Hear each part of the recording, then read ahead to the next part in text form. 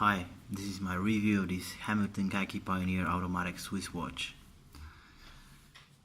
This is an interesting watch because it's a field watch and it's a pilot's watch. So you kind of get a mixture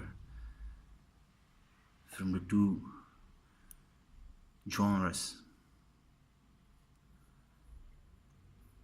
It's in a vintage style case, as well as the bezel, and you could see that the color of the numerals and hands is also trying to be tropical. We've got three hands, cathedral style hands, heavily loomed, and we've also got numerals and a date at 3 o'clock, the Hamilton logo at the top, KHAKI automatic sign, and on the bottom we have the Swiss made sign. This watch exists in a couple of cases, a 42mm and a 45mm case.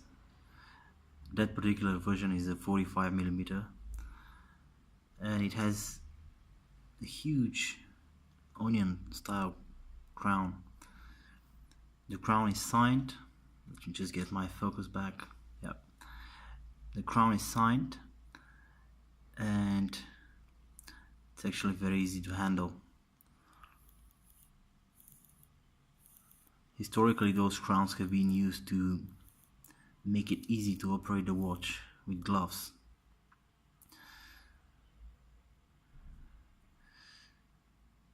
Although the crown is not screw down crown, it's actually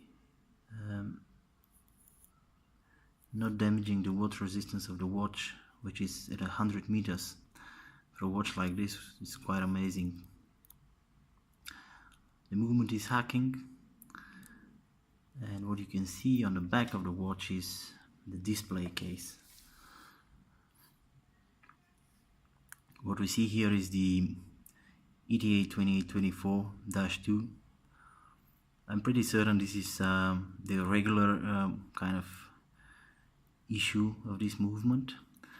That particular version usually gets to about plus 15 seconds a day, which is borderline acceptable, I think. Nothing wrong with that. It could be regulated, of course. What we see is Sapphire Crystal Swiss made.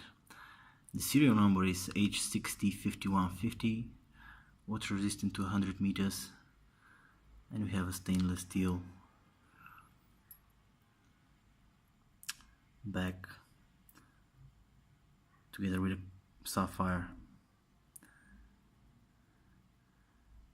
You could see the screws that are used to hold the back to the case.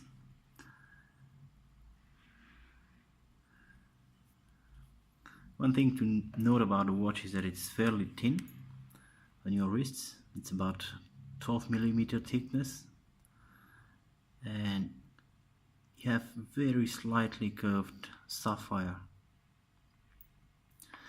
One thing that is also quite nice about a watch is the strap. The strap is typical pilot's watch strap, and it comes with this extra ring here to keep the other part in place. As you can see, mine has been heavily used. I've worn this watch for almost 2 years, almost every day, and you can tell that the strap has to be changed already. It has contrast stitching. It's a very nicely processed leather, but that one has to be replaced very soon. So what can I say about a watch? I'm unable to show you a loom shot right now, but generally the loom is very good. You could see the loom glowing at 5 AM in the morning if it was properly charged during evening time. So loom is pretty good. Legibility is great. What I don't like about a watch is actually the Sapphire Crystal. So basically it's a crystal without anti-reflective anti-reflective coating, which means that it will reflect almost everything. You can use it as a mirror on your wrist. As you can see now, you can pretty much see everything. There is, what's that? So, and this is actually causing a lot of trouble, because if you think that somebody is going to notice your watch, you're mistaken. That watch gives reflections all the time, which means that people are unable to see your dial. At some situations you're unable to see your dial as well. It has to be in the proper angle. And I think this is the biggest drawback of this watch, because otherwise it's a pretty good watch. If you're a fan of vintage style watches, it's actually very nice. You could see the brushed sides of the case here. And the only polished thing is actually the case back, which is heavily polished.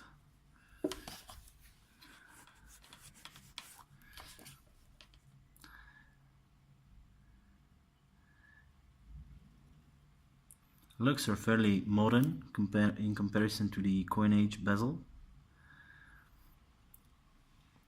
I'm not sure if the camera would be able to pick it up, but I've managed to hit it sometimes, a couple of times actually, very hard, which has caused the coinage bezel to be a bit malformed in this section here, which is right on focus.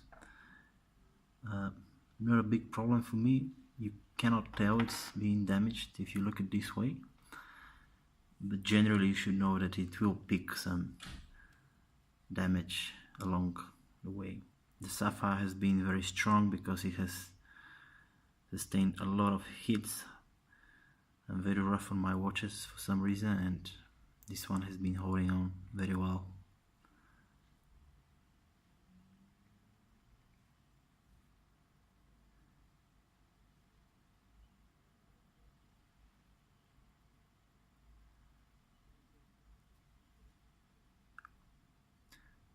Would I buy it again?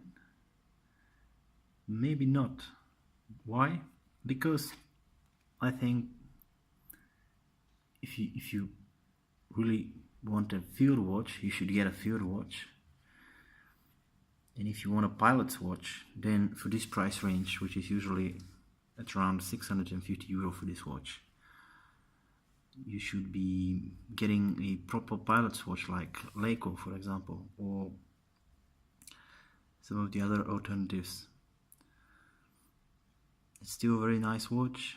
I still wear it quite often, but maybe I wouldn't buy it again. It's more like a spontaneous purchase for me. Let me know what you think about the watch. Let me know if you have similar or other Hamilton watch. And if you have any questions, please drop them in the comment section below.